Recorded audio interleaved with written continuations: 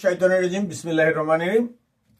বাংলাদেশ মানব জোটের পক্ষ থেকে আমি কাজী মোশাররফ হোসেন একটি সংস্কার প্রস্তাব পেশ করা হয়েছে সংবিধানের। যদিও এটা পাশ করবে একটি সংসদ এবং তাতে লাগবে 2/3 মেজরিটি পুরনো সংবিধান অনুযায়ী। অনেক কিছু চলছে। আমার কথা হলো যে সমতার কথা বললে হবে না, স্পেসিফিক করতে হবে সমতাটা কোথায় কোথায় হবে। বিচারের যে সমতা এটা বাংলাদেশে আর নাই।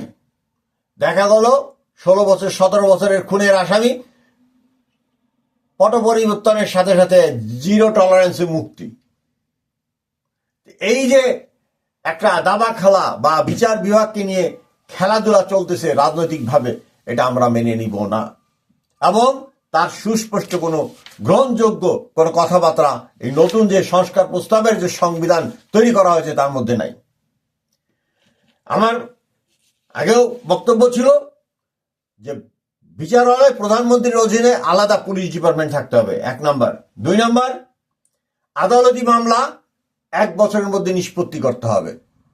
যদি কোনো বিচারক না করতে পারে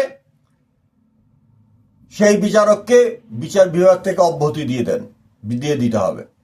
সমস্ত ডকুমেন্টস যিনি মামলা দায়ের করবেন তাকে সমস্ত ডকুমেন্টস ইন টোটো জমা দিতে হবে।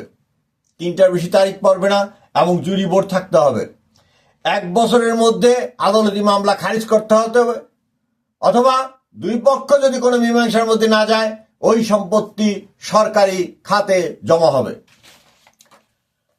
ফৌজদারি মামলা সর্বোচ্চ 2 বছরের মধ্যে শেষ করতে হবে।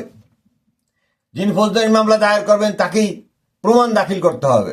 পুলিশ গয়রহ 500-5000 লোকরে খুনের মামলায় আসামি করে দিলেন, চলবে না।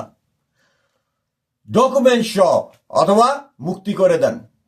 আর একটা থাকবে যে অভিযুক্ত ব্যক্তির সমস্ত সম্পত্তি বাজেয়াপ্ত হবে, কারণ ইনভেস্টিগেশন বন্ধ হবে না, ইনভেস্টিগেশন চলতে থাকবে।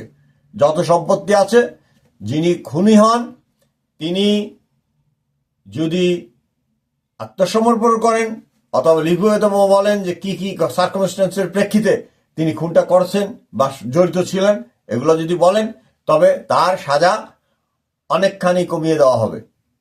কিন্তু মামলা 2 বছর বেশি চলবে না, এটা ক্লোজ হয়ে যাবে ফাইল এবং সেই লোকও যে খুনের সাথে জড়িত নির্বিঘ্নে সবকিছু করতে পারবে।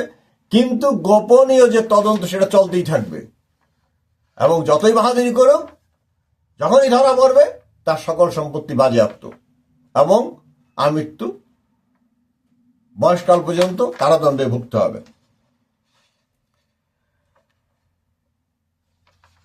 কাজেই বিচার বিভাগে এমনভাবে সমস্ত কিছু সংবিধানে লিখতে হবে যাতে কোনো ফাঁক না থাকে, কোনো বিচারপতি যেন এড়িয়ে না যেতে পারে, চোরের মতো বিচারপতি যেন পালিয়ে না যায়, সেটা অবশ্যই নিশ্চিত করতে হবে যে তিনি সংবিধানের প্রতি অনুগত, জনগণের প্রতি অনুগত না ওই স্বৈরাচারী হয়ে ওঠা প্রধানমন্ত্রী বা নির্বাহী বিভাগের অনুগত।